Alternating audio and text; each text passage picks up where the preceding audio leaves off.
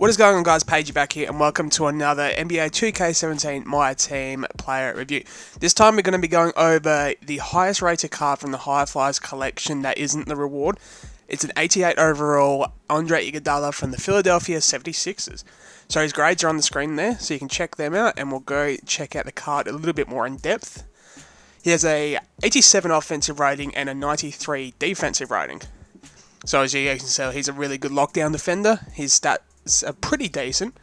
He's not really going to be a jump shooter for you, so if you like shooting threes, I mean, 82 threes is not terrible, but there are better options, probably for less MT as well.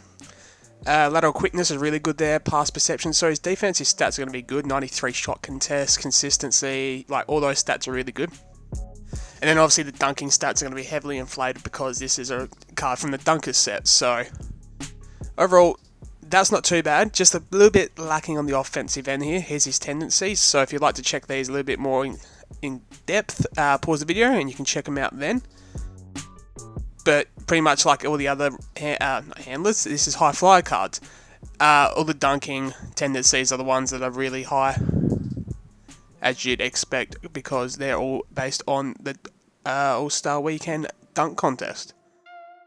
So we're just finishing these up now, and we'll check out his badges. So he has 4 gold badges: Lob City Finisher, Posterizer, Relentless Finisher, and 1 Man Fast Break. So let's go check him out in freestyle. I'd make sure I have the right team selected because he's not actually in my main team, mainly due to the shooting. So let's check out. And I was wrong, the High Flyers reward was not Zach LaVine. I was actually really surprised by that. The J-Rich card was the one they selected. I know I said a couple of videos ago that I thought it would be Zach LaVine because he was in the 2K TV episode for the week, but I was wrong. So we're just loading in now, and let's check it out. So it's the player automatically selected there. So let's bring up his hot zones. And he has left corner 3 and right underneath the basket, as well as cold zones, top of the arc, and just inside the arc for 2. So let's check out his shot. I really haven't used this Iggy too much. It's a pretty basic shot. It's nothing too difficult.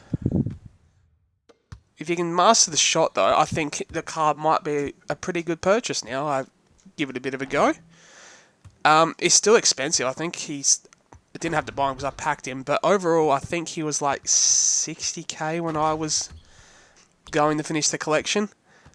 He might be a little bit less, or he might be a little bit more now. I don't know, but if you pack him, I would suggest using him unless you got better options. But if you're looking to buy a small forward for your team, you could probably get more value elsewhere, or even try to finish collection. I still rate Grant Hill probably over this card. Like, I'll keep saying it, the Grant Hill Orlando version card is probably one of my favourite cards in my team. It's still on my team to this day, and was one of the first cards I decided to get. So I hope you enjoyed this video on the Andre Iguodala High Flyers pack reward, whatever it was. Please like and subscribe for more content, and we'll see you.